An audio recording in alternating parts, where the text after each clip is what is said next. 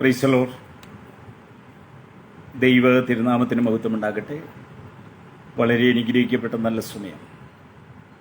Rose family Facebook പേജിൽ യോഹന്നാൻ എഴുതിയ സുവിശേഷം എന്ന സബ്ജക്റ്റുമായിട്ട് വീണ്ടും നമുക്കെല്ലാവർക്കും ഒന്നിച്ചു ചേർന്ന് വരുവാൻ സ്വർഗത്തിലെ ദൈവമൊരുക്കിയ നല്ല മുഖാന്തരങ്ങളെ ഓർത്ത് ദൈവത്തിന് നന്ദി പറയുന്നു. പ്രതികാൽ റോസ് ഫാമിലി എന്ന ഫേസ്ബുക്ക് പേജിനെ ഓർക്കുന്നു. ഇതിൻ്റെ അഡ്മിനായിരിക്കുന്ന എല്ലാവരെയും ഓർക്കുന്നു. അവരെല്ലാം ദൈവം ധാരാളമായിട്ട് മാനിച്ചനുഗ്രഹിക്കട്ടെ. നമ്മൾ യോഹന്നാൻ എഴുതിയ സുവിശേഷത്തിൻ്റെ 23-ാമത്തെ പാർട്ടിലേക്കാണ് കടന്നു വന്നിരിക്കുന്നത്. കഴിഞ്ഞ ക്ലാസ്സിൽ നാം ചിന്തിക്കുകയും പഠിക്കുകയും ചെയ്തത് യോഹന്നാൻ എഴുതിയ സുവിശേഷത്തിൻ്റെ 6-ാം അധ്യായത്തിൽ നിന്നാണ്. ഏതാണ്ട് 3 ക്ലാസ് ആ 6-ാം അധ്യായത്തെ ആസ്പദമാക്കി നമുക്ക് ചിന്തിക്കുവാനും പഠിക്കുവാനും കഴിയും. ഇന്നത്തെ നമ്മുടെ ചിന്തയ്ക്കും പഠനത്തിനും ആധാരമായിരിക്കുന്നത് യോഹന്നാന്റെ സുവിശേഷം 7-ാം അധ്യായമാണ്. 7-ാം അധ്യായത്തിൻ്റെ ഒരു പ്രത്യേകത എന്ന് പറയുന്നത്, കഴിഞ്ഞ അധ്യായത്തിൽ നാം കണ്ടു, കർത്താവ് പറഞ്ഞു, ഞാൻ ജീവന്റെ അപ്പമാകും. ഞാൻ ജീവന്റെ അപ്പമാകുന്നു എന്നതായിരുന്നു 6-ാം അധ്യായത്തിലെ പ്രധാന വിഷയം. അതായിരുന്നു 7-ാം അധ്യായത്തിൽ യേശു ജീവന്റെ ജലം എന്നുള്ളതാണ് ഇതിൻ്റെ കണ്ടന്റ് എന്ന് പറയുന്നത്. നമുക്ക് ആ വേദഭാഗത്തിലേക്ക് വന്നാം. അതിൻ്റെ 7-ാം അധ്യായത്തിൻ്റെ 1 മുതൽ ചില വേദഭാഗങ്ങൾ നമുക്ക് വായിച്ചുകൊണ്ട് അതിൻ്റെ പശ്ചാത്തലം എന്താണെന്ന് മനസ്സിലാക്കിക്കൊണ്ട് നമുക്ക് ആ വേദഭാഗത്തിലേക്ക് കടന്നു വരാം. ഇവിടെ 7-ന്റെ 1 പറയുകയാണ്, അതിൻ്റെ ശേഷം യേശു ഗലീലയിൽ സഞ്ചരിച്ചു. യഹൂദന്മാർ അവനെ കൊല്ലുവാൻ അന്വേഷിച്ചതുകൊണ്ട് യഹൂദയിൽ സഞ്ചരിപ്പാൻ അവന് മനസ്സില്ലായിരുന്നു. എന്നാൽ യഹൂദന്മാരുടെ കൂടാര പെരുന്നാൾ അടുത്തിരുന്നു. അവൻ്റെ സഹോദരന്മാർ അവനോട്, നീ ചെയ്യുന്ന പ്രവൃത്തികളെ നിന്റെ ശിഷ്യന്മാരും കാണേണ്ടതിന് ഇവിടം വിട്ട് യഹൂദയിലേക്ക് പോക. പ്രസിദ്ധനാകുവാൻ ആഗ്രഹിക്കുന്നവൻ ആരും രഹസ്യത്തിൽ ഒന്നും ചെയ്യുന്നില്ലല്ലോ. നീ ഇത് ചെയ്യുന്നുവെങ്കിൽ ലോകത്തിൽ നിന്നെ തന്നെ വെളിപ്പെടുത്തുക എന്ന് പറഞ്ഞു. അവന്റെ സഹോദരന്മാരും അവനിൽ വിശ്വസിച്ചില്ല. തുടർന്ന് നാം കാണുന്ന വിഷയം എന്ന് പറയുന്നത്, കർത്താവിന്റെ സഹോദരന്മാർ പോലും അവനെ വിശ്വസിച്ചില്ല എന്നുള്ളതാണ്. 7-ാം അധ്യായത്തിന്റെ 1 മുതൽ 9 വരെയുള്ള വേദഭാഗങ്ങൾ നാം ചിന്തിക്കുകയും പഠിക്കുകയും ചെയ്യുമ്പോൾ, വെസ്റ്റ് കോട്ട് എന്ന ഒരു പണ്ഡിതന്റെ അഭിപ്രായത്തിൽ 6-ാമത്തെ അധ്യായത്തിലെ സംഭവങ്ങൾക്ക് ശേഷം ഒരു 6 മാസം കഴിഞ്ഞിട്ടാണ് 7-ാമത്തെ അധ്യായത്തിലെ സംഭവങ്ങൾ നടന്നിരിക്കുന്നതെന്ന് മനസ്സിലാക്കുവാൻ കഴിയുന്നുണ്ട്. അദ്ദേഹത്തിൻ്റെ ഒരു പഠനത്തിലൂടെ കണ്ടെത്തിയ കാര്യമാണ്. വെസ്റ്റ് കോട്ട് എന്ന ഒരു പണ്ഡിതന്റെ അഭിപ്രായത്തിലാണ് മുൻ അധ്യായത്തിലെ സംഭവങ്ങൾക്ക് ശേഷം 6 മാസം കഴിഞ്ഞിട്ടായിരിക്കും ഈ അധ്യായത്തിലെ കാര്യങ്ങൾ നടന്നതെന്ന് ചിന്തിക്കുന്നു. യേശുവിനെ എതിരെയുള്ള എതിർപ്പ് ഗലീലയിൽ നിന്നും യഹൂദയിലേക്ക് വ്യാപിക്കുന്നു. അപ്പോൾ കർത്താവായ യേശു ക്രിസ്തുവിനെ കുറിച്ചുള്ള എതിർപ്പ് ഗലീലയിൽ നിന്നും എങ്ങോട്ടാണ്? യഹൂദയിലേക്ക് വ്യാപിക്കുകയാണ്. യേശുവിനെ കൊന്നുകളയണമെന്നുള്ള തീരുമാനത്തിൽ എത്തത്തക്കവണ്ണം എതിർപ്പ് ബലപ്പെട്ടു. അപ്പോൾ അവനെ കൊന്നുകളയുവാൻ തക്കവണ്ണം യഹൂദന്മാർ ആലോചിക്കുകയും ചിന്തിക്കുകയും സംഘം കൂടുകയും എല്ലാം ചെയ്യുന്ന ഒരു ഘട്ടത്തിലേക്ക് എത്തപ്പെട്ടിരിക്കുകയാണ്. യേശുവിൻ്റെ ജീവിതത്തിലെ ഒടുവിലത്തെ 6 മാസമാണ് ഈ ഘട്ടമെന്ന് അഭിപ്രായപ്പെടുന്ന വേദപഠിതാക്കളുമുണ്ട്. കർത്താവിൻ്റെ മരണത്തിന് ഒരു 6 മാസം മുമ്പാണ് ഈ സംഭവം, ഈ കാലഘട്ടം ഇത് നടന്നതെന്നും അവകാശപ്പെടുന്ന വേദപഠിതാക്കളുമുണ്ട്.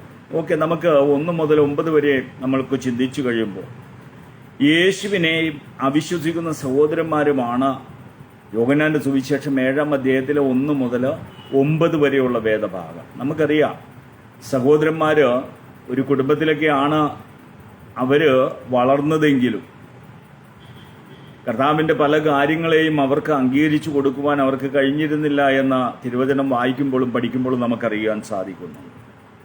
ഇവിടുത്തെ പശ്ചാത്തലം എന്ന് പറയുന്നത് യഹൂദന്മാരുടെ കൂടാര പെരുന്നാളാണ് ഈ ഒരു പശ്ചാത്തലം എന്ന് പറയുന്നത്.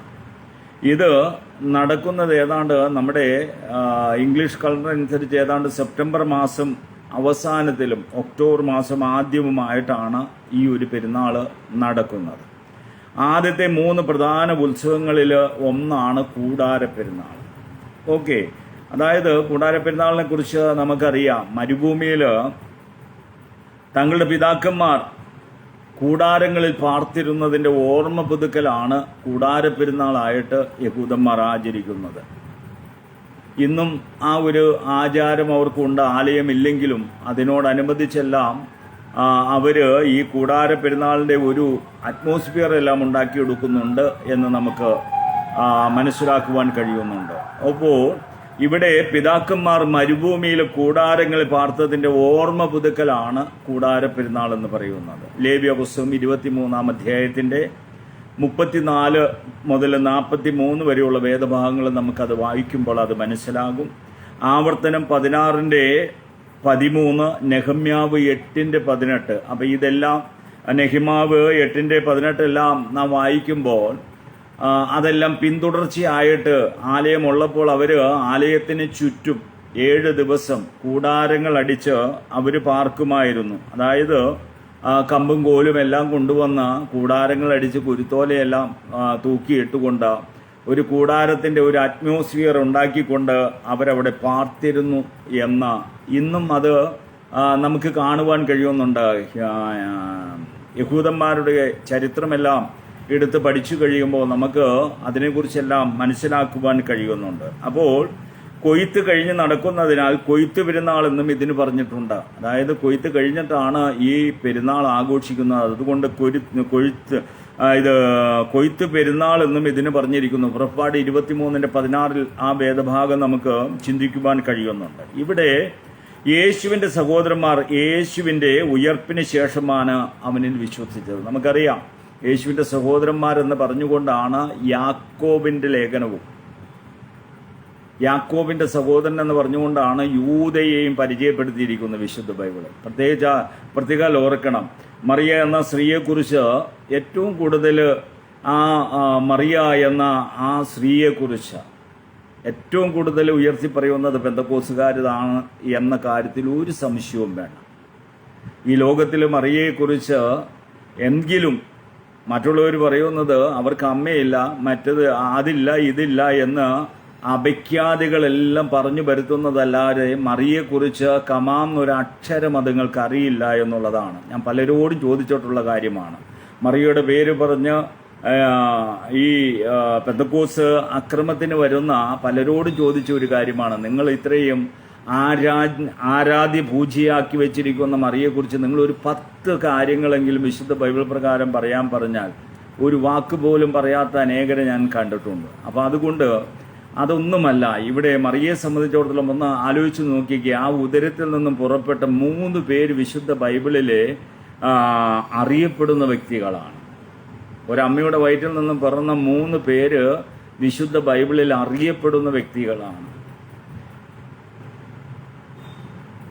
ആദിപുത്രനായ കർത്താവായ യേശുക്രിസ്തു ലോകത്തിൻ്റെ മുഴുവൻ രക്ഷിതാവായി തീർന്ന ദൈവപുത്രനാണ് എന്നത് തന്നെ ആ അമ്മയെ സംബന്ധിച്ചിടത്തോളം ഏറ്റവും വലിയ ബഹുമാനവും ആദരവും കൊടുക്കുന്നു. ആരാധന കൊടുക്കുന്നില്ല. പ്രത്യേകം ഓർക്കണം. തെറ്റിപ്പോകാതിരിക്കേണ്ടത് അവിടെയാണ്. ഏറ്റവും കൂടുതൽ പെന്തക്കോസുകാർ ബഹുമാനിക്കുകയും ആദരിക്കുകയും ചെയ്യുന്നു. പക്ഷെ ഒരിക്കലും ആരാധനയ്ക്ക് മറിയ യോഗ്യല്ല എന്ന് തന്നെ വിശുദ്ധ തിയോളജിക്കലായിട്ട് പഠിപ്പിക്കുന്ന ഒരു കാര്യമാണ്, പഠിച്ചിരിക്കേണ്ടതുമായ കാര്യമാണ്. അപ്പോൾ അതുകൊണ്ട് ഇവിടെ സഹോദരന്മാർ യേശുവിൻ്റെ ഉയർപ്പിന് ശേഷമാണ് അവനിൽ വിശ്വസിച്ചത്. നമുക്കറിയാം, പെന്തക്കോസ്ത് നാളിൽ അമ്മയും സഹോദരന്മാരും എല്ലാം മർക്കോസിൻ്റെ മാലയമുറിയിലുണ്ടായിരുന്നു. അന്ന് ദൈവത്തിൻ്റെ പരിശുദ്ധാത്മാഭിഷേകം പ്രാപിച്ച അവരുടെ തെറ്റിദ്ധാരണകളെല്ലാം മാറുകയും കർത്താവ് പ്രത്യക്ഷനായതിൻ്റെ ഫലമായിട്ടായിരിക്കാം മർക്കോസിൻ്റെ മാളയമുറിയിൽ യാക്കോബെല്ലാം കടന്നു വന്നത്. 500-ൽ പരം പേർക്കും സഹോദരനായ യാക്കോബിനും പ്രത്യക്ഷനായെന്നാണ് നാം കൊരിന്ത്യ ലേഖനത്തിൽ വായിക്കുന്നത്. അപ്പോൾ അതുകൊണ്ട് അവർ പറയുകയാണ്, കർത്താവിനോട് പറയുന്ന കാര്യമാണ്, പ്രസിദ്ധനാകുവാൻ ആഗ്രഹിക്കുന്നുവെങ്കിൽ ഗലീലയിൽ പ്രവർത്തിച്ചിട്ട് കാര്യമില്ല. നീ പ്രസിദ്ധനാകാൻ ആഗ്രഹിക്കുന്നുവെങ്കിൽ ഈ ഗലീലയിൽ ഈ സംസ്കാരശൂന്യരായ ഈ ഗലീലക്കാരുടെ അടുത്ത് നീ ഈ അത്ഭുതവും അടയാളം ഒന്നും ചെയ്തിട്ടൊന്നും കാര്യമില്ല. ഈ മുക്കുവന്മാരും വിദ്യാഭ്യാസമില്ലാത്തവരുമായ ഈ സംസ്കാരമില്ലാത്ത ഈ സ്ഥലത്ത് നീ ഇതൊന്നും ചെയ്തിട്ട് കാര്യമില്ല. നീ പ്രസിദ്ധനാകുവാൻ ആഗ്രഹിക്കുന്നുവെങ്കിൽ ഗലീലയിൽ പ്രവർത്തിച്ചിട്ട് ഒരു കാര്യവുമില്ല. ബുദ്ധി പറയുകയാണ്. സഹോദരന്മാർ കർത്താവിന് ബുദ്ധി പറഞ്ഞു കൊടുക്കുകയാണ്. എന്നിട്ട് പറയുക, കാര്യമില്ല, യഹൂദയിലേക്ക് നീ പോകണം. നീ പോകേണ്ടത് യഹൂദയിലാണ്. കാരണം അവിടെയാണല്ലോ എല്ലാം ഇരിക്കുന്നത്. അവിടെ യഹൂദയിൽ പോകണം. അവിടെ യഹൂദന്മാരുടെ നേതാക്കന്മാരും ദൈവാലയവും ഉണ്ടല്ലോ. അപ്പൊ അവര് പറഞ്ഞു കൊടുക്കുന്നത് അവിടെ ദൈവത്തിന്റെ ആലയമുണ്ട്. യെരുശലേമിൽ ദൈവത്തിന്റെ ആലയമുണ്ട്. അത് മാത്രമല്ല, യഹൂദന്മാരുടെ അറിയപ്പെടുന്ന റബികളെല്ലാം, സന്നോട്രി സംഘത്തിലെ റബികളെല്ലാം ഉള്ളത് അവിടെയാണ്. അപ്പൊ അതുകൊണ്ട് നീ ഈ ഗലീലയിലും ഈ നാട് നീളം നടന്ന് ഇങ്ങനെ കാണിക്കുന്ന ഇതിലും എല്ലാം നല്ലത് നീ യെരുശലേമിൽ ചെന്ന് നീ നിന്നെ തന്നെ വെളിപ്പെടുത്തുക. അപ്പൊ അവിടെ നേതാക്കന്മാരും ദൈവാലയം ഉള്ളതും പെരുന്നാളിനും ലക്ഷക്കണക്കിന് യഹൂദന്മാരാണ് വരുന്നത്. അപ്പൊ അവരുടെ മുന്നിലെല്ലാം നിനക്ക് പ്രസിദ്ധനാകാം. അതുകൊണ്ട് സഹോദരന്മാർ കർത്താവിന് ബുദ്ധി പറഞ്ഞു കൊടുക്കുകയാണ്. നമ്മളൊന്ന് ആഴത്തിൽ ആ വിഷയം ചിന്തിച്ചു കഴിഞ്ഞിട്ടുണ്ടെങ്കിൽ കർത്താവിന്റെ മരണ അടക്ക പുനരുദ്ധാനത്തിന് ശേഷം യാക്കോബിന് പേഴ്സണലായിട്ട് അവൻ പ്രത്യക്ഷനായി എന്ന് തന്നെയാണ് നാം വായിക്കുന്നത്. ആ യാക്കോബാണ് യെരുശലേമിലെ കൗൺസിൽ അധ്യക്ഷനായിരുന്നത്. യാക്കോബിനെ കുറിച്ച് പറയുന്നത് ഒട്ടകത്തിന്റെ മുട്ടുള്ളവനെന്നാണ് അദ്ദേഹത്തെ കുറിച്ച് പറഞ്ഞിരുന്നത്. അത്രമാത്രം ഒരു പ്രാർത്ഥന മനുഷ്യനായിരുന്നു യാക്കോബ്. ആ യാക്കോബ് ജീവിച്ചിരുന്നപ്പോൾ സഹോദരനായ യേശുവിനെ അംഗീകരിക്കുവാനെല്ലാം അവർക്ക് പ്രയാസമായിരുന്നു.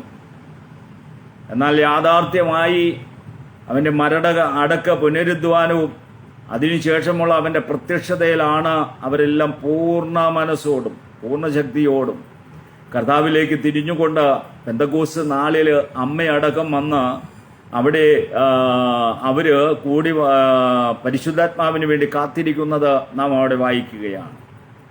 അപ്പോൾ ഇവിടെ സഹോദരന്മാരങ്ങനെ ഉപദേശിക്കുകയാണ്. എന്നാൽ കർത്താവിന്റെ മറുപടി അതായിരുന്നില്ല. കർത്താവിനെ സംബന്ധിച്ചിടത്തോളം ദൈവത്തിന്റെ കാര്യപരിപാടി അനുസരിച്ച് കാര്യങ്ങൾ ചെയ്യണം. അതാണ് തൻ്റെ സമയം എന്ന് പറയുന്നത്. കർത്താവിന്റെ സമയം എന്ന് പറയുന്നത് സഹോദരന്മാരും അമ്മയും പറയുന്ന സമയമൊന്നുമല്ല. അതുകൊണ്ടാണ് നമ്മൾ 2-ാം അധ്യായത്തിൽ കണ്ടത്. വീഞ്ഞ് തീർന്നു പോയത് കൊണ്ട് അമ്മ വന്ന് റെക്കമെൻഡ് ചെയ്യുന്നതും ഇന്ന് ലോകത്തിൽ മുഴുവൻ അതൊരു മധ്യസ്ഥത പ്രാർത്ഥനയായിട്ടെല്ലാം കടന്നു കയറുവാനും എല്ലാം ഇടയാക്കി തീർത്തത് അതാണ്. അങ്ങനെയാണെങ്കിൽ അമ്മ പറഞ്ഞിട്ടാണ് അത് ചെയ്തെങ്കിൽ ഈ സഹോദരന്മാർ പറഞ്ഞതുകൊണ്ട് അവരെയും എല്ലാം നമ്മൾ മധ്യസ്ഥന്മാരാക്കണമല്ലോ. എന്നാൽ കർത്താവ് പറഞ്ഞത് തൻ്റെ സമയം, കർത്താവിൻ്റെ സമയം എന്ന് പറയുന്നത് ദൈവഹിതമാണ്.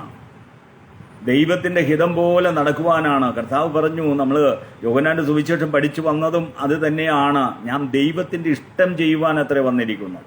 ഞാൻ എൻ്റെ ഇഷ്ടമല്ല, ദൈവത്തിന്റെ ഇഷ്ടം ചെയ്യുവാൻ, പിതാവിന്റെ ഇഷ്ടം ചെയ്യുവാൻ ഞാൻ വന്നിരിക്കുന്നു. അതുകൊണ്ട് അവന്റെ സമയം എന്ന് പറയുന്നത് ദൈവഹിതം അനുസരിച്ചുള്ള സമയമാണ്. അത് അല്പം മുമ്പോട്ടോ പിമ്പിലേക്ക് പോകുകയില്ല. ഈ ദൈവ സമയം എന്ന് പറയുന്നത് അത് ഒരിക്കലും മുമ്പേ നടക്കില്ല, ഒത്തിരി വൈകിയും നടക്കില്ല. അത് തക്ക സമയത്ത് തന്നെ നടക്കുകയാണ്. വിശ്വാസമുള്ള ദൈവമക്കൾക്ക് എല്ലാം അറിയാം, എൻ്റെ കാര്യത്തിൽ തക്ക സമയത്താണ് ദൈവം പ്രവർത്തിച്ചിരിക്കുന്നതെന്ന് എത്ര പേർക്ക് പറഞ്ഞ് ആമീൻ പറയാൻ പറ്റും. എൻ്റെ വിഷയങ്ങളിൽ ദൈവത്തിൻ്റെ ഒരു സമയമുണ്ട്. ആ ദൈവത്തിൻ്റെ സമയത്ത് എൻ്റെ എല്ലാ കാര്യങ്ങളും ദൈവം എനിക്ക് നടത്തി തരും.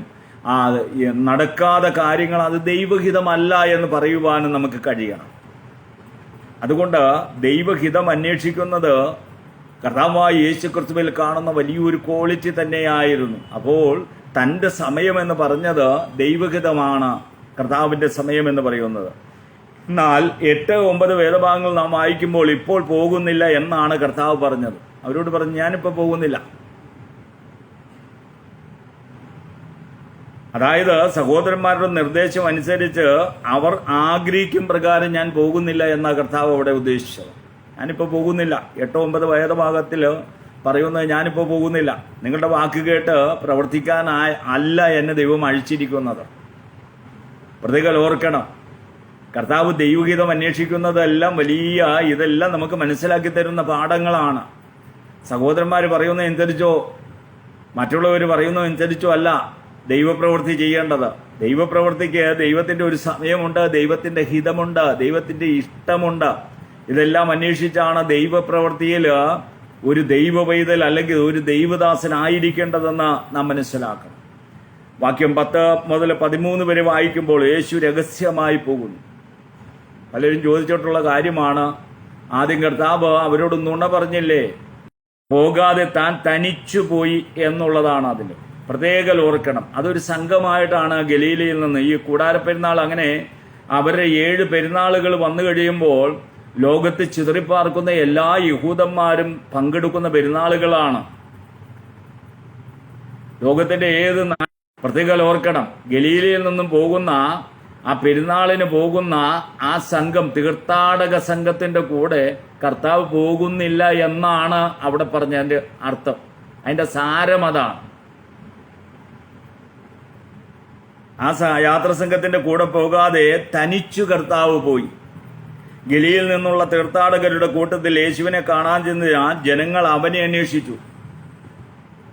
അപ്പൊ ഈ തീർത്ഥാടക സംഘത്തിലുള്ളവരാണ് യേശുവിനെ അന്വേഷിച്ചത്.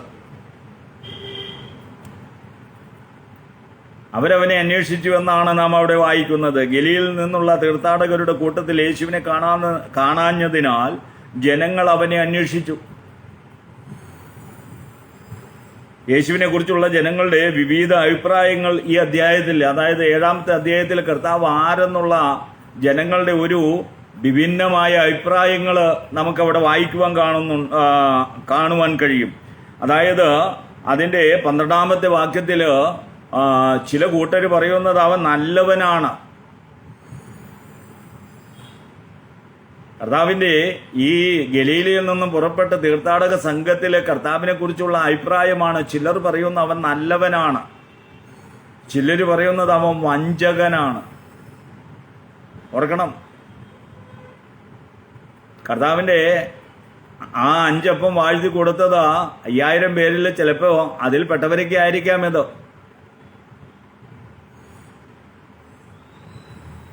അപ്പൊ ചിലര് പറയുന്ന കർത്താവ് നല്ലവനാണ്, ചിലവർ പറയുന്ന വഞ്ചകനാണ്. ഇത് ഏത് കാലഘട്ടത്തില് കർത്താവിനെ കണ്ണുകൊണ്ട് കാണുകയും, തിരുവചനത്തില് പ്രവാചകൻ പറഞ്ഞതുപോലെ അവർ കണ്ണുകൊണ്ട് കാണുകയും കാതുകൊണ്ട് കേൾക്കുകയും ഹൃദയം കൊണ്ട് അത് ഗ്രഹിക്കാതിരിക്കുകയും ചെയ്യുന്ന ജനം. അപ്പൊ ഈ കർത്താവിനെ ചിലര് പച്ചയ്ക്ക് പറയുകയാണ് വഞ്ചകനാണ്. 12-ാമത്തെ വാക്യം നമുക്ക് വായിക്കുമ്പോൾ അറിയാം. 20-ാമത്തെ വാക്യത്തില് അവൻ ഭൂതമുള്ളവനാണ്. കുറച്ചും കൂടെ കടുപ്പിച്ച് പറയുകയാണ്, അവന്റെ ഈ അത്ഭുത പ്രവൃത്തി എല്ലാം ഭൂതത്താൽ ചെയ്യുന്നതാണ്. സമവിഷ്ണു സുവിശേഷത്തിൽ പറയുന്നത് ബെസേലിനെ കൊണ്ട്, ബെസേൽ എന്ന് പറഞ്ഞാൽ ഫിലിസ്തീയ ദേവന്മാരുടെ ഈച്ചദേവൻ, ആ ദേവനെ കൊണ്ടാണ് അവൻ അത്ഭുതം ചെയ്യുന്നതെന്നാണ് അവിടെ കോട്ട് ചെയ്തിരിക്കുന്നത്. അപ്പോ അവന് ഭൂതമുള്ളവനാണ്. 20-ാമത്തെ വാക്യം. 26-ാമത്തെ വാക്യത്തിൽ പറയുന്നത് അവൻ ധീരനാണ്. അവന് ഒരു ഭയമില്ല, അവൻ ധീരനായ മനുഷ്യനാണ്. 40-ാമത്തെ വാക്യത്തിലെ കർത്താവിനെ 7-ാം അധ്യായത്തിൽ വിശേഷിപ്പിച്ചിരിക്കുന്ന അവനൊരു പ്രവാചകനാണെന്നാണ്. 45-ാമത്തെ അധ്യായത്തിൽ അവനെ വിശേഷിപ്പിച്ചിരിക്കുന്ന അവനൊരു അസാധാരണ മനുഷ്യനാണ്. കാരണം അവനെ പിടിച്ചുകൊണ്ടുവരുവാൻ പോയ യെരുശലേമിലെ ആലയത്തിലെ പോലീസുകാർ എന്ന് പറഞ്ഞാൽ വ്യക്തമാകുള്ളൂ. അവിടുത്തെ സംരക്ഷകരുണ്ട്, പടനായകന്മാരെന്ന് പറയുന്നത്. ഗത്സമന തോട്ടത്തിൽ കർത്താവിനെ ചെന്ന് പിടിക്കുന്നവരുടെ കൂട്ടത്തിൽപ്പെട്ടവര് പോലീസുകാര്. അപ്പൊ അവര് അവനെ പിടിച്ചുകൊണ്ട് വരുമെന്ന് യഹൂദന്മാര് റബിമാര് പ്രതീക്ഷിച്ചിരിക്കുമ്പോൾ അവര് പോലും ചെന്ന് പറയുന്നത് ഇവൻ ഇതുവരെയും ഈ യെരുശലേമിൽ പ്രസംഗിച്ചിട്ടുള്ള മറ്റുള്ളവരെ പോലെയല്ല. അപ്പൊ അവരുടെ അഭിപ്രായത്തിൽ അവനൊരു അസാധാരണ മനുഷ്യനെന്ന് അവർ വിധി കൽപ്പിക്കുവാൻ ഇടയായി തീർന്നു. അതിന്റെ 41 ചിലര് യേശു ക്രിസ്തു എന്ന് തന്നെ വിശ്വസിക്കുവാനിടയായി തീർന്നു. എന്നാൽ നേതാക്കന്മാരെ വയന്നിട്ട് ആരും യേശുവിന് അനുകൂലമായും പരസ്യമായും സംസാരിച്ചില്ല. അപ്പൊ എല്ലാവരെയും ഭയപ്പെടുത്തുന്നത് നേതൃത്വമാണ്. നേതാക്കന്മാരെ ഭയന്നിട്ട് ആരും പരസ്യമായിട്ട് അവനെ ക്രിസ്തു എന്ന് സംബോധന ചെയ്തില്ല. വിശ്വസിച്ചവർ പോലും അത് ഏറ്റുപറയുവാൻ ഭയപ്പെട്ടു നേതാക്കന്മാർ മൂലം. അപ്പോ പരസ്യമായി അവർ സംസാരിച്ചില്ല എന്ന് തന്നെയാണ് നാം അവിടെ കാണുന്നത്. വാക്യം 14 മുതൽ 36 വരെയും നാം വായിക്കുമ്പോൾ യേശു പരസ്യമായ ദൈവാലയത്തിൽ ഉപദേശിക്കുന്നതാണ് നാം കാണുന്നത്. അതാണ് അവനെ ധീരനെന്ന് വിളിച്ചത്. സന്നദ്ധ സംഘത്തിലെ ആ 70 പേരെന്ന് പറയുന്നത് അവർ ഉപദേശിപ്പാൻ സമർത്ഥന്മാരാണ്. ന്യായപ്രമാണത്തെ അരിച്ചു കളിക്ക് എല്ലാം മനസ്സിലാക്കിയിരിക്കുന്നവരാണ്, ശാസ്ത്രമറിയുന്നവരാണ്. എന്നാൽ അവരുടെ എല്ലാം നടുവിൽ നിന്നുകൊണ്ട് കർത്താവ് പരസ്യമായ ദൈവാലയത്തിൽ പ്രസംഗിക്കുന്നതാണ് 14 മുതൽ 36 വരെയുള്ള വേദഭാഗങ്ങൾ നാം വായിക്കുന്നത്. അവിടെ നാം ഇപ്പോൾ കാണുന്നത് 14-ാമത്തെ വാക്യം പറയാണ്, ശാസ്ത്രം അറിയാത്തവനെന്ന് പറഞ്ഞാൽ അംഗീകരിക്കപ്പെട്ട ഒരു യഹൂദ റബിക്ക് കീഴിൽ വേദശാസ്ത്രം അഭ്യസിച്ചിട്ടില്ല എന്നാണ്. അപ്പൊ യഹൂദന്മാർ അവനിൽ കണ്ട ഒരു കുറ്റമാണ്, ഇവൻ വിദ്യാഭ്യാസമില്ലാത്തവനാണെങ്കിലും ഇവൻ ശാസ്ത്രം സംസാരിക്കുകയാണ്. അതുകൊണ്ടാണ് പത്രോസിനെയും യോഹന്നാനെയും എല്ലാം യെരുശലേം ദേവാലയത്തിലെ ഈ റബിമാരുടെ സംഘം പിടിച്ചിട്ട് ഇവർക്ക് വിദ്യാഭ്യാസമില്ല, ഇവർ ഗലീലക്കാരല്ലയോ, ഇവർ ദൈവത്തിന്റെ വൻകാര്യങ്ങൾ സംസാരിക്കുന്നു. അപ്പൊ പ്രത്യേകം ഓർക്കണം, ദൈവത്തിന്റെ വൻകാര്യങ്ങളെ സംസാരിക്കുവാൻ തക്കവണ്ണം ദൈവത്തിന്റെ ആത്മാവർക്ക് ജ്ഞാനവും പരിജ്ഞാനവും വിവേകവും നൽകിയിരുന്നു. അതുകൊണ്ട് ശാസ്ത്രം അറിയാത്തവനെന്ന് കർത്താവായ യേശു ക്രിസ്തുവിനെ അവർ പരിഹസിക്കുകയാണ്. ശാസ്ത്രം അറിയാത്തവനെന്ന് പറഞ്ഞാൽ നമ്മുടെ ഇന്നത്തെ പോലത്തെ ഒരു സയന്റിസ്റ്റ് എന്ന പദമല്ല അവിടെ നാം മനസ്സിലാക്കേണ്ടത്. ശാസ്ത്രം അറിയാത്തവനെന്ന് പറഞ്ഞാൽ അംഗീകരിക്കപ്പെട്ട ഒരു യഹൂദ റബിയുടെ കീഴിൽ വേദശാസ്ത്രം അഭ്യസിച്ചിട്ടില്ല എന്നതാണ് അവര് കണ്ട ഒരു കുറ്റം. അവര് കർത്താവിൽ കണ്ട ഒരു കുറ്റം അതാണ്. നീ ഏത് യൂണിവേഴ്സിറ്റിയിലാണ് പഠിച്ചത്? നീ ഏത് പ്രൊഫസറിന്റെ കീഴിലാണ് പഠിച്ചത്? നിന്റെ സബ്ജക്റ്റ് എന്താണ്?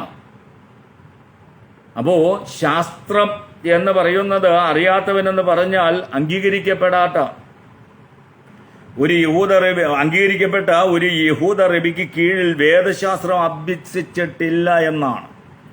യേശു അതിന് തന്റെ ഉപദേശമായിട്ട് യേശു പറഞ്ഞത്, തന്റെ ഉപദേശം സ്വയമേ വന്നതല്ല. കർത്താവ് അതിന് അവർക്ക് കൊടുക്കുന്ന മറുപടിയാണ്, എന്റെ ഉപദേശമൊന്നും സ്വയമേ എന്റെ ബുദ്ധിയിൽ നിന്നൊന്നും വന്നതല്ല, റബിമാരുടെ സർവകലാശാലകളിൽ നിന്നുള്ളതുമല്ല, ഈ ലോകത്തിന്റെ ഒരു സർവകലാശാലയിലെ ജ്ഞാനമല്ല ഞാൻ പ്രസംഗിക്കുന്നത്.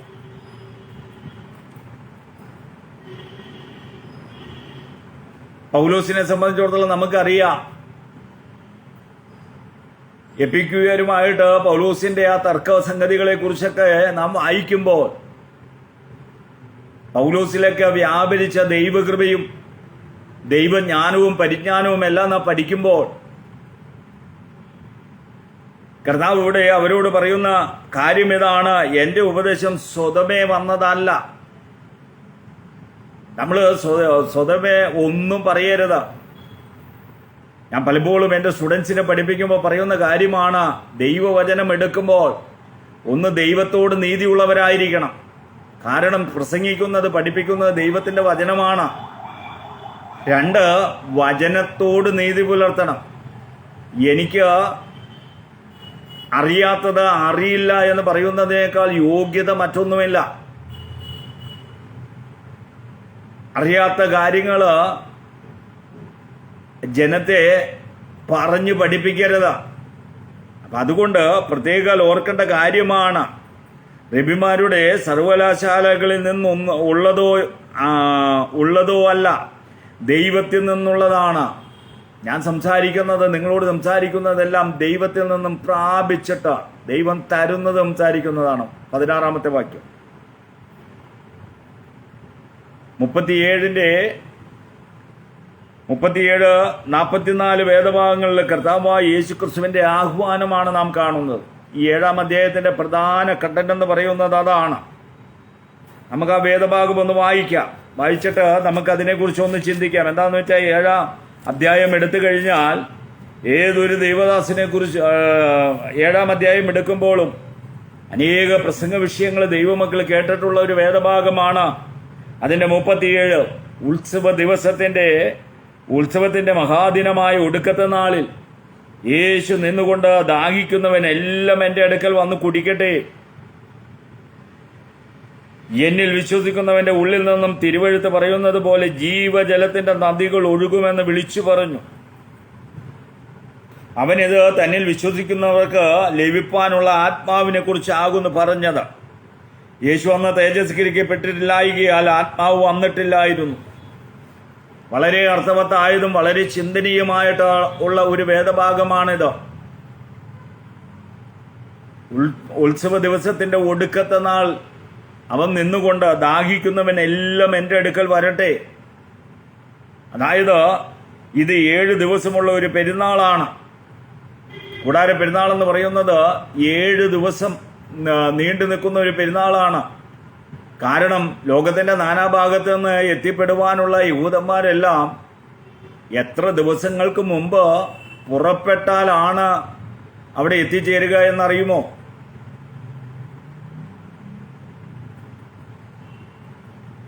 അന്നൊക്കെ ഇതുപോലെയുള്ള വാഹന സൗകര്യങ്ങളോ ഉംറയ്ക്ക് പോകുന്നത് പോലെയുള്ള വാഹന സൗകര്യങ്ങളോ കാര്യങ്ങളോ ഒന്നുമില്ല. വളരെ ദൂരത്ത് നിന്ന് കരമാർഗവും കപ്പൽ മാർഗവും എല്ലാമായിട്ട് അവർക്ക് സഞ്ചരിക്കണം. അങ്ങനെ 7 ദിവസം നീണ്ടു നിൽക്കുന്ന ഒരു പെരുന്നാളാണിത്. ആവർത്തന പുസ്തകം 16-13. അതോ 8 ദിവസമുള്ള പെരുന്നാളാണോ എന്ന്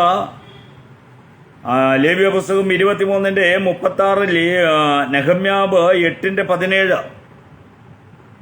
അതെല്ലാം കഴിഞ്ഞതിന് ശേഷം ഏറ്റവും അടുത്ത മക്കാബിയറിന്റെ പുസ്തകം, അപ്പോക്രിഫയിലെ പുസ്തകമാണ്, തള്ളിക്കളഞ്ഞ പുസ്തകമാണ്.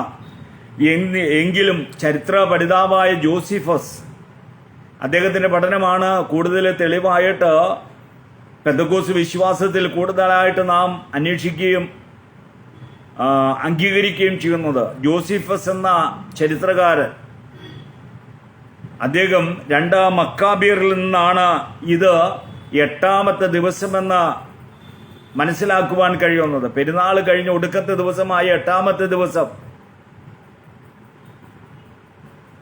ആണോ എന്നതിനെ കുറിച്ച് ചില ചോദ്യങ്ങൾ നിലനിൽക്കുന്നുണ്ട്. പ്രത്യക്ഷത്തിൽ യേശുവിന്റെ സമയത്ത് ഇതൊരു 8 ദിവസ പെരുന്നാളായിരുന്നു. എന്നിരുന്നാലും അവസാന ദിവസം മറ്റുള്ള ദിവസത്തെ ചെയ്യുന്നത് പോലെ ശീലോകാം കുളത്തിൽ നിന്നും. അപ്പോൾ ഇതിന് ഒത്തിരി ആചാര അനുഷ്ഠാനങ്ങളെല്ലാം ഉണ്ട്. പ്രത്യേകം ഓർക്കണം, ഇതെല്ലാം പഠിക്കുമ്പോൾ നമുക്ക് മനസ്സിലാക്കണം, ഇതൊന്നും ന്യായപ്രമാണത്തിലുള്ളതല്ല. കാലം പിന്നിട്ട് കഴിഞ്ഞപ്പോൾ യഹൂദന്മാര് അവരുടെ മിട്രാസ് സ്വന്തമായിട്ട് ചില നിയമങ്ങൾ അവർ എഴുതി ചേർത്തു. ന്യായപ്രമാണത്തിലല്ല, അവരാചരിക്കേണ്ടതും അനുഷ്ഠിക്കേണ്ടതുമായ. അപ്പം അങ്ങനെ വന്നു കഴിഞ്ഞപ്പോൾ അവര് തങ്ങളുടെ പിതാക്കന്മാർക്ക് മരുഭൂമിയിൽ ദൈവം ജീവജലം ഒരുക്കിയതിൻ്റെ ഓർമ്മയ്ക്ക് അവർ ചെയ്യുന്ന പരിപാടിയാണ് ഈ കൂടാര പെരുന്നാളിൻ്റെ അന്ന്. ഞാനത് ചില റെഫറൻസ് ബൈബിളിൽ വായിച്ചപ്പോൾ 2-3 ഏതാണ്ട് സാമ്യമായിട്ട് എഴുതിയെങ്കിലും ചിലതിൽ മറ്റു ചില കാര്യങ്ങളാണ് എഴുതിയിരിക്കുന്നത്. എന്തായാലും നമുക്ക് ഒന്നിച്ച് ചിന്തിച്ചു പോകാം. ഇതൊരു പഠന ക്ലാസ് ആണല്ലോ. അപ്പോൾ ഈ പെരുന്നാളിൻ്റെ ഉദ്ദേശം, ഇത് കർത്താവ് പറഞ്ഞതിൻ്റെ ഉദ്ദേശം, ശീലോഹാം കുളത്തിൽ നിന്നും പുരോഹിതന്മാരും ജനങ്ങളും ചേർന്ന് ഒരു സ്വർണ്ണ പാത്രത്തിൽ വെള്ളം കോരി ആഘോഷമായി ആലയത്തിൽ കൊണ്ടുവന്ന ദൈവസന്നിധിയിൽ ഒഴിച്ചുകൊണ്ടിരുന്ന ഒരു ആചാരം യഹൂദന്മാരുടെ ഇടയിൽ കടന്നു വന്നിരുന്നു. മറ്റൊരു റെഫറൻസ് ബൈബിളിൽ അത് ഞാൻ പഠിച്ചപ്പോൾ യാഗപീഠത്തിന്റെ അടുക്കൽ വെച്ചിരിക്കുന്ന ഒരു വെള്ളിപ്പാത്രത്തിൽ അവർ കൊണ്ടുവന്ന് ആ വെള്ളം നിറയ്ക്കുമായിരുന്നു. 7 ദിവസവും അങ്ങനെ ചെയ്യുമായിരുന്നു. കാരണം മരുഭൂമിയിൽ 40 വർഷക്കാലം പാറയിലൂടെ നീരുറവയായി അവർ പോകുന്നിടത്തെല്ലാം, ഓർക്കണം, 25 ലക്ഷത്തിനും 30 ലക്ഷത്തിനും ഇടയിൽ വരുന്ന ജനത്തിന് മരുഭൂമിയിൽ കുടിവെള്ളം ഒരുക്കണമെങ്കിൽ ഇത്തിരി പ്രയാസമാ. മരുഭൂമിയിലൊക്കെ ഒരു മനുഷ്യനെ സംബന്ധിച്ചിടത്തോളം ഒരു 6 ലിറ്റർ വെള്ളമെങ്കിലും ഒരു ദിവസം കുടിക്കണം. അത് പോരായികയാണെങ്കിലേ ഉള്ളൂ. അപ്പം അതിൻ്റെ ഓർമ്മയ്ക്ക് എന്ന വണ്ണം ഇവിടെ ഓർക്കണം. അത് ന്യായപ്രമാണത്തിലുള്ളതല്ല, ദൈവം അത് അവരോട് കൽപ്പിക്കുവാനും പറഞ്ഞതല്ല. എങ്കിലും പിതാക്കന്മാരെ നടത്തിയ ദൈവത്തിൻ്റെ ആ ഓർമ്മയ്ക്ക് വേണ്ടിയിട്ട് ഇന്ന് കടന്നുകൂടിയിരിക്കുന്ന പെരുന്നാളുകളും ഉത്സവങ്ങളും എല്ലാം കാണുമ്പോൾ ഇതെല്ലാം എങ്ങനെ കടന്നു വന്നു എന്ന് നമ്മൾ ആലോചിക്കും. ഇതെല്ലാം തട്ടി വന്നിരിക്കുന്ന ആചാരാനുഷ്ഠാനങ്ങളാണ്. കർത്താവിൻ്റെ കാലത്ത് യഹൂദ ആലയത്തിലും ഒത്തിരി അനാചാരങ്ങളെല്ലാം കടന്നുകൂടി. അതിൻ്റെ ഒരു ഭാഗമായിട്ടാണ് നമ്മൾ ഇവിടെ മറ്റൊരു വേദഭാഗം കാണുകയാണ്. യഹൂദന്റെ ശബത്ത് നാളിൽ ഒരിക്കലും യാഗം കഴിച്ചിരുന്നില്ല. ശബത്ത് നാളുകളിൽ യാഗം യെരൂശലേം ദേവാലയത്തിൽ നടത്തിയിരുന്നില്ല. കാരണം ശബത്ത് എന്താണ്? അത് സ്വസ്ഥമായിരിക്കേണ്ടതാണ്, സ്വസ്ഥത ആചരിക്കേണ്ടതാണ്. നമ്മൾ പറയുന്നത് പോലെ ഞായറാഴ്ച അങ്ങോട്ട് ചെന്നേച്ചും കുംസാര പ്രാർത്ഥനയ്ക്കും മധ്യസ്ഥ പ്രാർത്ഥനയ്ക്കും എല്ലാം പൈസ കൊടുക്കുന്നത് പോലെ ശബത്തിൽ ചെന്നേച്ചും ആലയത്തിൽ അങ്ങനെ ഒന്നും ആയിരുന്നില്ല. ശബത്തിൽ അത് ദൈവത്തിന്റെ വിശുദ്ധ ദിവസമായിരുന്നാൽ അന്ന് പ്രാകാരം ഒഴിഞ്ഞു കിടക്കുകയാണ്. അവിടെ യാഗങ്ങളൊന്നും നടത്തുകയില്ല. കാരണം ശബത്ത് സ്വസ്ഥമായിരിക്കേണ്ടതാണ്. ബാക്കി 6 ദിവസം അവര് യാഗം നടത്തിയാലും ആഴ്ചവട്ടത്തിന്റെ 1-ാം ദിവസമായ ആ ശബത്ത് നാളിൽ അവര് ഒരു വേലകളും ചെയ്യാൻ പാടില്ല. എന്നാൽ അവര് ഇവിടെ വേറൊരു കാര്യം നമുക്ക് യേശു തന്നെ പറയുന്നു. അതിന്റെ 22 വായിക്കുമ്പോൾ, മോശ നിങ്ങൾക്ക് പരിച്ഛേദന നിയമിച്ചിരിക്കുകയാൽ അത് മോശയുടെ കാലത്തല്ല പിതാക്കന്മാരുടെ കാലത്ത് എത്രയെ തുടങ്ങിയത്. അപ്പൊ പരിച്ഛേദന അത് ആരംഭിച്ചത് മോശയുടെ കാലത്തല്ല, അബ്രഹാമിന്റെ കാലം മുതൽ തുടങ്ങിയതാ പരിച്ഛേദന എന്ന നിയമം. കർത്താവ് ഇവിടെ വ്യക്തമായി അവരോട് പറയുന്ന ഒരു കാര്യമാണ്. എന്താണ്? മോശ നിങ്ങൾക്ക് പരിച്ഛേദന നിയമിച്ചിരിക്കുകയാൽ അത് മോശയുടെ കാലത്തല്ല പിതാക്കന്മാരുടെ കാലത്ത് എത്രയെ തുടങ്ങിയത്. നിങ്ങൾ ശബത്തിൽ മനുഷ്യനെ പരിച്ഛേദന കഴിപ്പിക്കുന്നു. കണ്ടോ?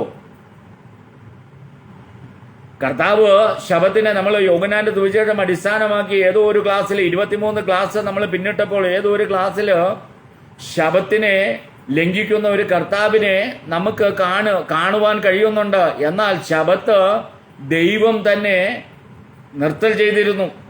യെശയ്യാവിന്റെ പുസ്തകത്തിലും ഹോശിയായുടെ പുസ്തകത്തിലും എല്ലാം നമ്മൾ വായിച്ച കാര്യമാണ്. ശബത്ത് യഹോവയായ ദൈവത്തിന് വെറുപ്പാണ്. ദൈവം ഉദ്ദേശിച്ച ഒരു കാര്യങ്ങളും അതിൽ നടക്കുന്നില്ല. അർപ്പും വെറുപ്പമായി തീർന്നു. അപ്പൊ ആ ദൈവം തന്നെ നിർത്തിയ കാര്യങ്ങൾ കർത്താവ് വന്നിട്ട് നമ്മൾ ചിന്തിച്ച കാര്യമാണ്. അതായത് 3.5 വർഷക്കാലമാണ് കർത്താവ് വേല ചെയ്തത്. ഈ ഭൂമിയിൽ കർത്താവ് വേല ചെയ്തത് 3.5 വർഷക്കാലമാണ്. ഈ 3.5 വർഷക്കാലം കർത്താവിന്റെ ഒരു വർഷത്തില് ഇംഗ്ലീഷ് കലണ്ടർ അനുസരിച്ച് 52 ആഴ്ചകളാണ്.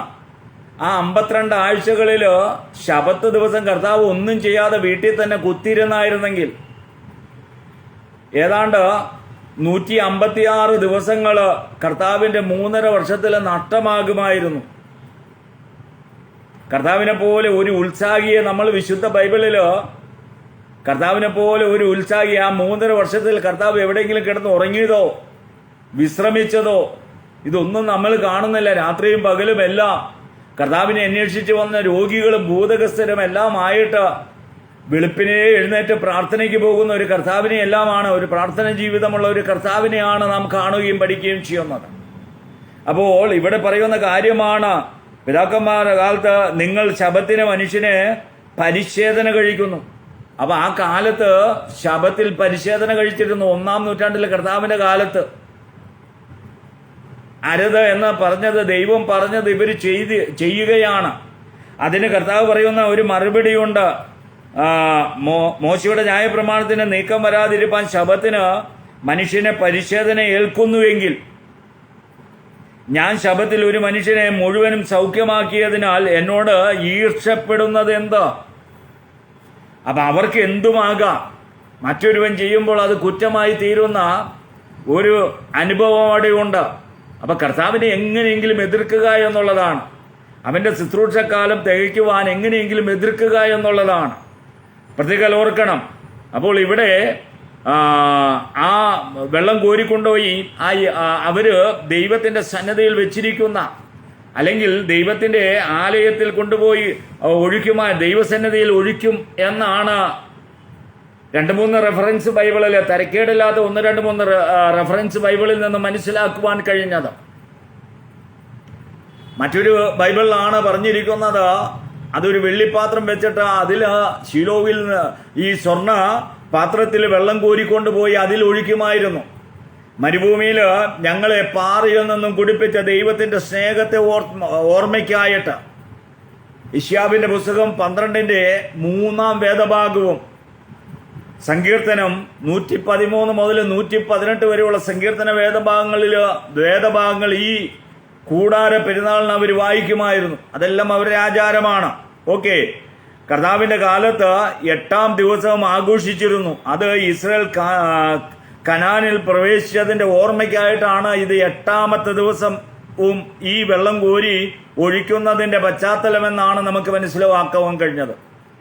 ന്യായപ്രമാണത്തിൽ 7 ദിവസമാണ് കൂടാരപ്പെരുന്നാൾ.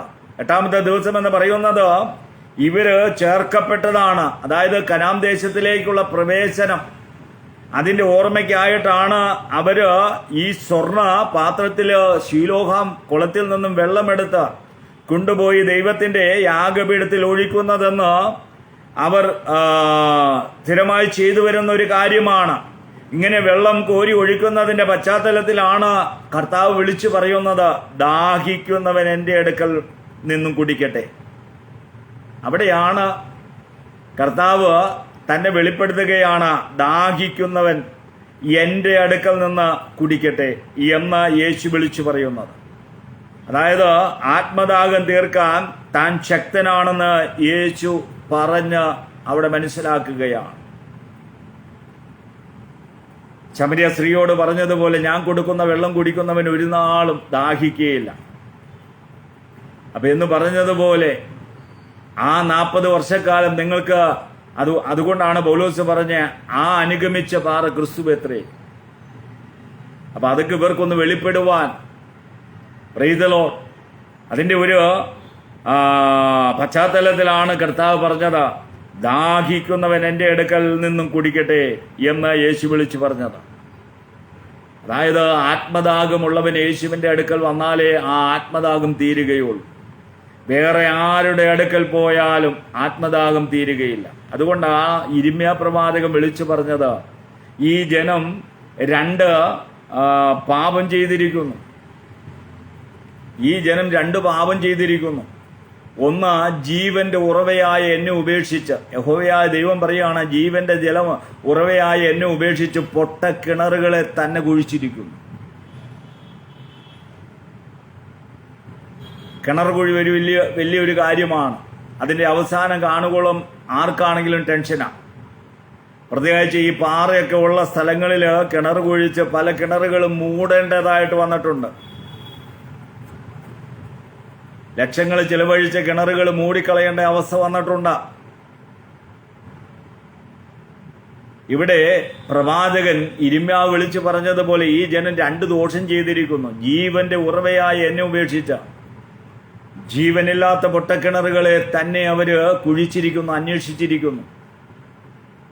അപ്പൊ ജീവന്റെ ദൈവമായ എന്നെ ഉപേക്ഷിച്ച് പൊട്ടക്കിണറിന് തുല്യമാകുന്ന അന്യദൈവങ്ങളെ ഇസ്രയേൽ ആരാധിക്കുന്നു എന്നാണ് ഇരിമ്യാവിന്റെ കാലത്ത് പിന്മാറിപ്പോയ ഇസ്രയേൽ ജനത്തെ കണ്ട് വിളിച്ചു പറഞ്ഞത്. ഓക്കെ, നമുക്ക് വിഷയത്തിലേക്ക് വരാം. 38-ാമത്തെ വാക്യം തിരുവെഴുത്ത് പറയുന്നത് പോലെ.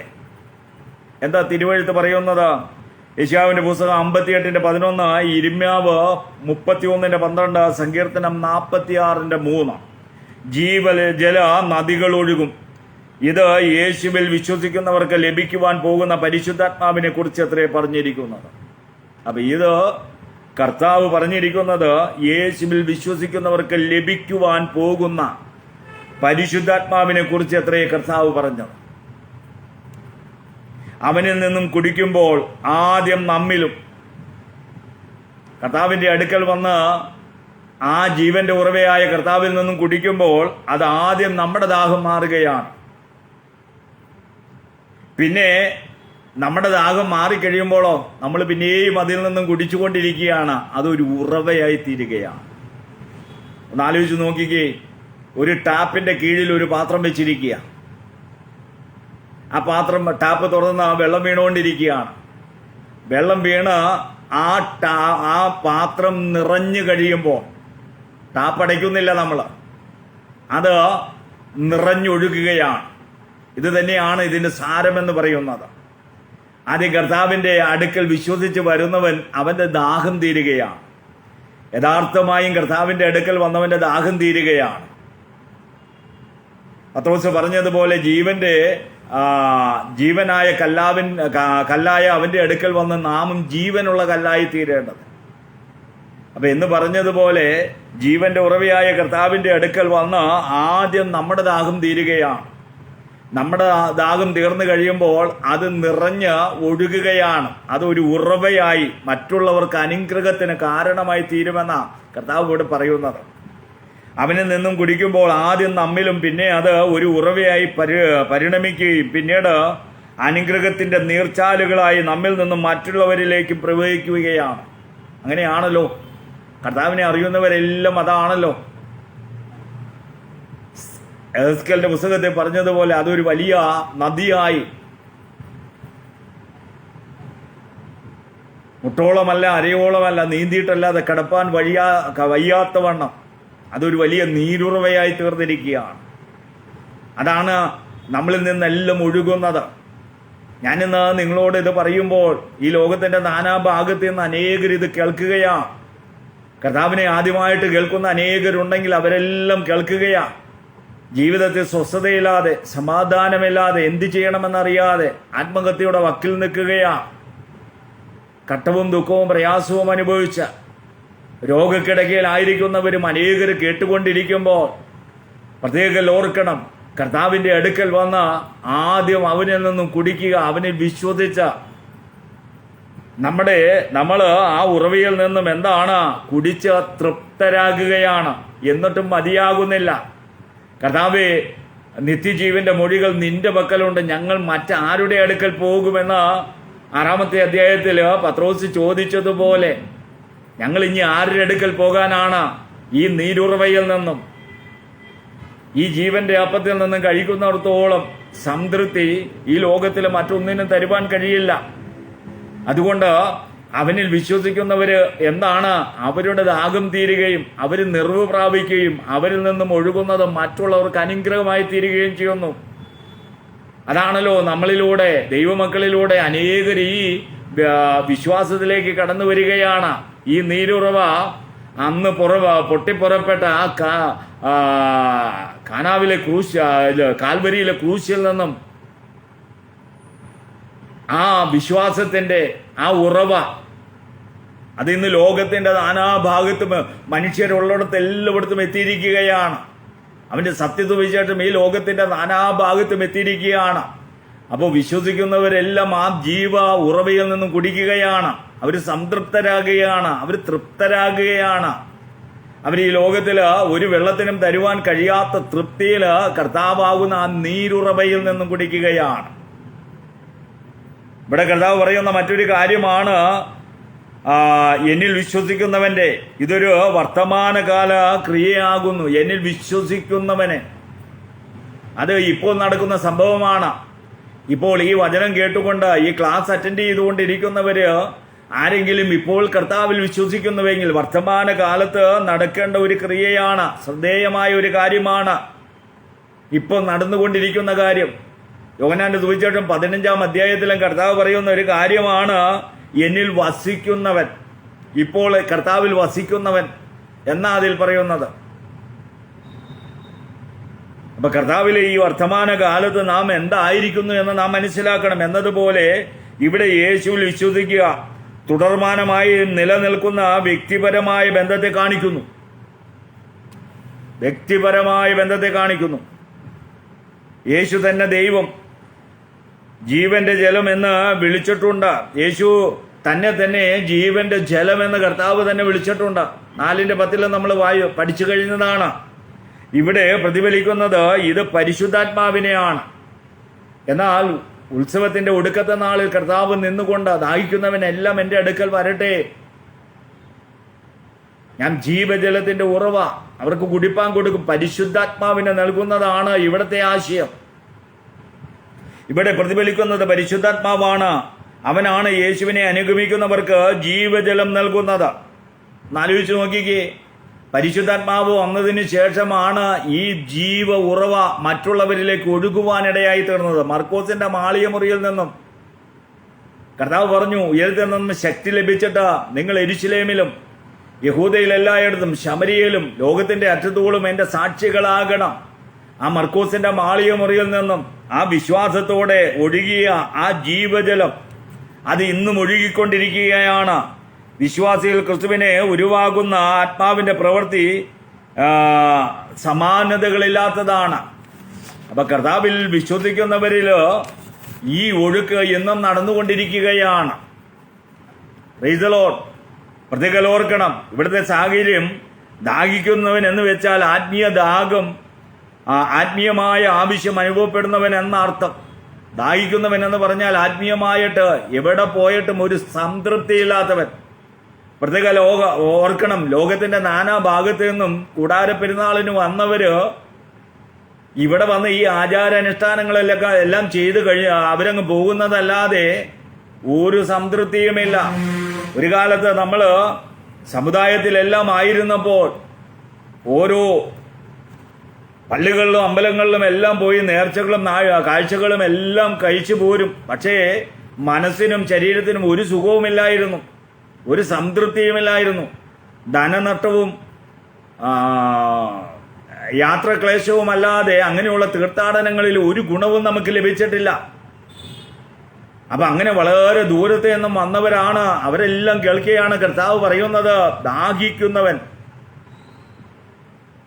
എന്ന് വെച്ചാൽ ആത്മീയമായി ആവശ്യം, ആത്മീയ ദാഹം ആവശ്യമുള്ളവൻ എൻ്റെ അടുക്കൽ വരട്ടെ.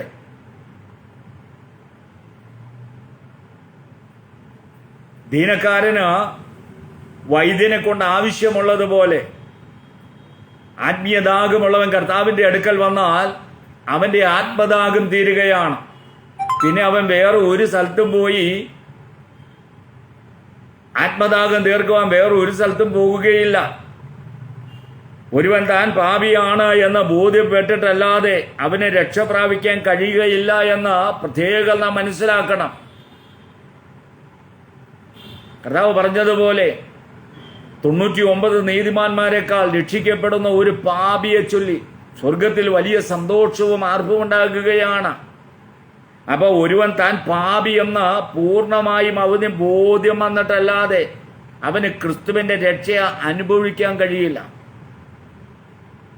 കുടിക്കുക എന്നത് ക്രിസ്തുവിനെ അവകാശമാക്കുക എന്നാണ് അർത്ഥം. കുടിക്കുക എന്നത് അവനെ ശരീരത്തിൽ അവകാശമാക്കുക എന്നതാ അർത്ഥം. നമുക്കറിയാം, നമ്മളൊക്കെ വെള്ളം കുടിച്ചിട്ടുണ്ട്. ദൂരം വെള്ളം കുടിച്ച എത്ര ലിറ്റർ വെള്ളം കുടിച്ചിട്ടുണ്ട് നമ്മുടെ ഇത്രയും ആയുസിന്റെ ഉള്ളില്. ശരീരത്തിന് ഏറ്റവും ആവശ്യം വെള്ളം തന്നെയാണ്.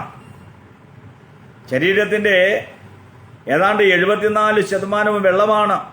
ഈ ഭൂമിയെപ്പോലെ തന്നെ ഭൂമി 74% വെള്ളത്താൽ ചുറ്റപ്പെട്ട് കിടക്കുന്നത് പോലെ മനുഷ്യ ശരീരവും 74% വെള്ളമാണ്. അതുകൊണ്ട് ഒരു മനുഷ്യന് വെള്ളം ഏറ്റവും ആവശ്യമാണ്. ഒരു മനുഷ്യൻ്റെ തൂക്കത്തിനനുസരിച്ച് ആ മനുഷ്യൻ വെള്ളം കുടിക്കണമെന്നുള്ളതാണ് ഇന്നത്തെ ഒരു ശാസ്ത്ര പഠനം പറയുന്നത്.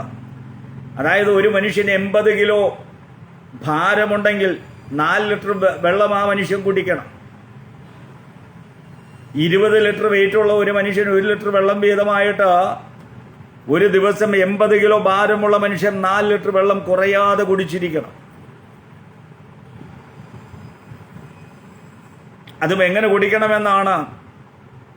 ദാഹം തീർക്കുവാൻ വേണ്ടിയിട്ട് കുപ്പിയെടുത്ത് കമത്തി ഒഴിക്കുക എന്നുള്ളതല്ല അവരവകാശപ്പെടുന്നത്. സിപ്പ് സിപ്പായിട്ട് കഴിക്കണമെന്നുള്ളതാണ്. ഒരു സിപ്പ് എടുത്ത് 5 മിനിറ്റ് കഴിഞ്ഞ് വീണ്ടും അങ്ങനെ വെള്ളം കുടിച്ചാലാണ് മനുഷ്യ ശരീരത്തിന് പ്രയോജനമെന്ന് ശാസ്ത്ര പഠനങ്ങൾ പറയുകയാണ്. നമുക്ക് ആ വിഷയത്തിലേക്ക് പോകണ്ട. അതായത് കുടിക്കുക എന്നതിന് ക്രിസ്തുവിനെ അവകാശമാക്കുക എന്നാണ് ഇവിടെ അർത്ഥമാക്കുന്നത്.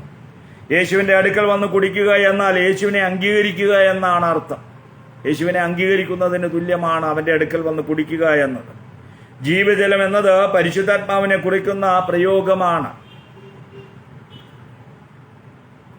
അതുപോലെ കർത്താവിനെ ആരെല്ലാം കൈക്കൊള്ളുന്നുവോ അവർക്കെല്ലാവർക്കും ദൈവത്തിന്റെ പരിശുദ്ധാത്മാവ് ഉണ്ടെന്ന് 39 വാക്യം നമ്മെ പഠിപ്പിക്കുകയാണ്. ഈ 7-ാം അധ്യായത്തിന്റെ 39 കർത്താവിനെ ആരെല്ലാം കൈക്കൊള്ളുന്നുവോ അവരിലെല്ലാം പരിശുദ്ധാത്മാവിന്റെ പ്രവൃത്തി ആരംഭിക്കുകയാണ്. യേശു കർത്താവെന്ന് ഒരുവൻ വാഗുണ്ട് ഏറ്റു പറയണമെങ്കിൽ പരിശുദ്ധാത്മാവിന്റെ പ്രവൃത്തി അവിടെ ഇല്ലാതെ യേശുവിനെ കർത്താവ് എന്ന് പറയുവാൻ ആർക്കും സാധ്യമല്ല. ഇന്ന് ഈ ലോകത്ത് പരിശുദ്ധാത്മാവ് വന്നിട്ട് എന്താണ് പരിശുദ്ധാത്മാവ് ചെയ്യുന്ന 5 കാര്യങ്ങൾ? 1, അവൻ പുത്രനെ മഹത്വപ്പെടുത്തുന്നു. 2, അവൻ പുത്രന് സാക്ഷ്യം പറയുന്നു. 3, പാപത്തെക്കുറിച്ചും നീതിയെക്കുറിച്ചും ന്യായവിധിയെക്കുറിച്ചും ബോധ്യം വരുത്തുന്നു. ഇതാ പരിശുദ്ധാത്മാവ് ഈ ഭൂമിയിൽ വന്നതിന് ശേഷം ചെയ്യുന്നത്. പുത്രന് 3.5 വർഷമാണ് ഈ ഭൂമിയിലെ ശുശ്രൂഷ കാലമെങ്കിൽ പരിശുദ്ധാത്മാവാം ദൈവം ഈ ഭൂമിയിൽ വന്നിട്ട്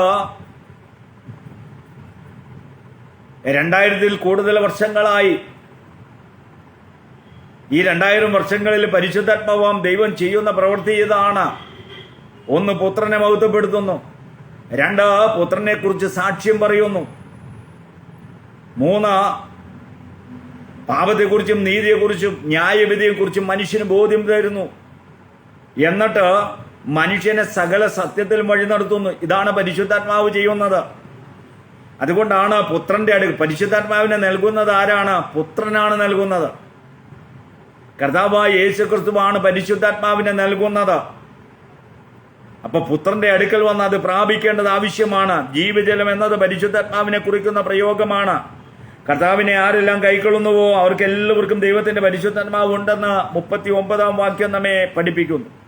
ക്രിസ്തുവിനെ സ്വീകരിക്കുന്നവർ പരിശുദ്ധാത്മാവിനെയും കൈക്കൊള്ളുകയാണ് എന്ന് ആ വാക്യങ്ങൾ നമ്മെ വ്യക്തമാക്കുകയാണ്. അപ്പോ പെന്തക്കോസ്ത് നാളിൽ എത്രയും പരിശുദ്ധാത്മാവ് വന്നത്? അന്ന് മുതൽ ക്രിസ്തുവിൽ വിശ്വസിച്ച് വന്ന ഏതൊരു വ്യക്തിക്കും പരിശുദ്ധാത്മാവിന്റെ അധിവാസമുണ്ട് എന്ന് നാം പ്രത്യേകം മനസ്സിലാക്കണം. അപ്പോൾ 7-ാം അധ്യായത്തിന്റെ പ്രധാന വാക്യമെന്ന് പറയുന്നത് നാം പ്രത്യേകം ഓർക്കണം. എന്താണ്? ഉത്സവത്തിന്റെ മഹാദിനമായ ഒടുക്കത്തെ നാളിൽ യേശു നിന്നുകൊണ്ട് ദാഹിക്കുന്നതിനെല്ലാം എൻ്റെ അടുക്കൽ വന്ന് കുടിക്കട്ടെ. എന്നിൽ വിശ്വസിക്കുന്നവന്റെ ഉള്ളിൽ നിന്ന് തിരുവെഴുത്ത് പറയുന്നത് പോലെ ജീവജലത്തിന്റെ നദികൾ ഒഴുകുമെന്ന് വിളിച്ചു പറഞ്ഞു. വ്യക്തമായി താഴെ പറയുകയാണ്, അവർ ഇത് തന്നിൽ വിശ്വസിപ്പിക്കുന്നവർക്ക് അവൻ ഇത് തന്നിൽ വിശ്വസിക്കുന്നവർക്ക് ലഭിക്കാനുള്ള ആത്മാവിനെ കുറിച്ചാകുന്നു പറഞ്ഞത്. അപ്പോൾ വരുവാനിരിക്കുന്ന പരിശുദ്ധാത്മാവിനെ കുറിച്ചാണ് കർത്താവ് ഇത് സൂചിപ്പിച്ചത്. അപ്പൊ കർത്താവിൽ വിശ്വസിച്ച ദൈവത്തിന്റെ പരിശുദ്ധാത്മാവ് പ്രാപിച്ച ആത്മജീവിതം നയിക്കുന്ന ഏതൊരു മനുഷ്യനും ആത്മദാഹം എന്നത് തീർന്ന വ്യക്തികളാണ്. ദൈവമക്കളുടെ ഏറ്റവും വലിയ ഭാഗ്യമെന്ന് പറയുന്നത് നമ്മുടെ ആത്മദാഹം കർത്താവിലും പരിശുദ്ധാത്മാവിലുമായിട്ട് നമ്മൾ പ്രാപിച്ചുകൊണ്ടിരിക്കുകയാണ്. അത് നമ്മുടെ മരണം വരെയും നടന്നുകൊണ്ടിരിക്കുന്ന ഒരു പ്രക്രിയയാണ്. അതുകൊണ്ട് നമുക്കിനി മറ്റൊരു ഉറവ തേടി പോകേണ്ട കാര്യമില്ല, മറ്റൊരു ദൈവത്തെ തേടി പോകേണ്ട കാര്യമില്ല. നമ്മുടെ ആത്മീയ സംതൃപ്തി എല്ലാം ദൈവം നമുക്ക് നൽകിയിരിക്കുകയാണ്. Praise the Lord. ഒന്ന് ആലോചിച്ച് നോക്കിക്കേ, ദൈവം എത്ര വലിയവനാണ്. മനുഷ്യന് വിശപ്പിന് ഭക്ഷണവും ദാഹത്തിന് വെള്ളവും സാമൂഹിക ബന്ധത്തിന് സ്നേഹിതന്മാരും കുടുംബ ബന്ധത്തിന് സഹോദരന്മാരും അപ്പനും അമ്മയും എല്ലാം നമുക്ക് ലഭിച്ചു. എന്തിനു പറയുന്നു? ഒരു പുരുഷനും സ്ത്രീക്കും സെക്സിന് എതിർലിംഗത്തെയും ദൈവം തന്നുവെങ്കിൽ ഈ ലോകത്ത് മനുഷ്യനെ കുറിച്ച് ഇത്രമാത്രം കരുതിയ ദൈവം, സ്വർഗത്തില് പിതാവായ ദൈവം സ്വർഗത്തിലെ എല്ലാം ഏറ്റവും വിലയേറിയത് മുഴുവൻ ഈ ഭൂമിയിലെ മനുഷ്യർക്ക് വേണ്ടിയിട്ട് തന്നിരിക്കുന്നു. ഒന്ന് പുത്രനാം ദൈവത്തെ, രണ്ട് പരിശുദ്ധാത്മാവാം ദൈവത്തെ. അതുകൊണ്ട് നമ്മളെല്ലാം എത്ര ഭാഗ്യം ചെയ്തവരെന്ന് ദൈവസന്നിധിയിൽ നന്ദി പറഞ്ഞുകൊണ്ട്, അന്യനായ പൗലോസ് പറഞ്ഞതുപോലെ സ്വോത്രമെന്ന അതരയാഗം അർപ്പിക്കുന്നവൻ എന്നെ മഹത്വപ്പെടുത്തുന്നുവെന്ന് പൗലോസ് നമ്മെ പഠിപ്പിച്ചതുപോലെ 1000 സ്വോത്രങ്ങൾ പറഞ്ഞുകൊണ്ട് ദൈവത്തിന് നന്ദി പറയുവാൻ നമുക്ക് എല്ലാവർക്കും കഴിയുന്നവരായിരിക്കട്ടെ. കണ്ണുകളുടേക്കാം, പ്രാർത്ഥിക്കാം. നിത്യനും പരിശുദ്ധനുമായ സ്വർഗീയ നല്ല പിതാവേ, തിരുനാമത്തിന്റെ മഹത്വം കർത്താവേ, അനുഗ്രഹീതമായ നല്ല സമയത്തിനായി സ്തോത്രം. യോഹന്നാന്റെ എഴുതിയ സുവിശേഷം 7-ാം അധ്യായത്തിൽ നിന്നും ജീവജലം, യേശു ജീവന്റെ ജലമെന്ന വിഷയത്തിൽ നിന്ന് പഠിക്കുവാനും ചിന്തിക്കുവാനും ദൈവം ഇന്ന് ഒരുക്കിയ മുഖാന്തരങ്ങൾക്ക് നാം കർത്താവ് ഈ ക്ലാസ്സുകൾ അനേകർക്ക് പ്രയോജനകരമായി തീരുവാൻ ദൈവം സഹായിക്കണമെന്ന് പ്രാർത്ഥിക്കുന്നു. പ്രത്യേക കർത്താവെ, റോസ് ഫാമിലി ഫേസ്ബുക്ക് പേജിനെ ഓർക്കുന്നു. ഇതിൻ്റെ അഡ്മിനായിരിക്കുന്ന എല്ലാവരെയും ഓർത്ത് ദൈവസന്നിധിയെ പ്രാർത്ഥിക്കുന്നു. ദൈവം ധാരാളമായവരെല്ലാം മാനിച്ച് അനുഗ്രഹിക്കണമെന്ന് പ്രാർത്ഥിക്കുന്നു. പ്രാർത്ഥന കേട്ടിരിക്കാൻ നന്ദി. ക്രിസ്തു യേശുവിൻ്റെ നാമത്തിൽ തന്നെ ആമേൻ. Okay, thank you.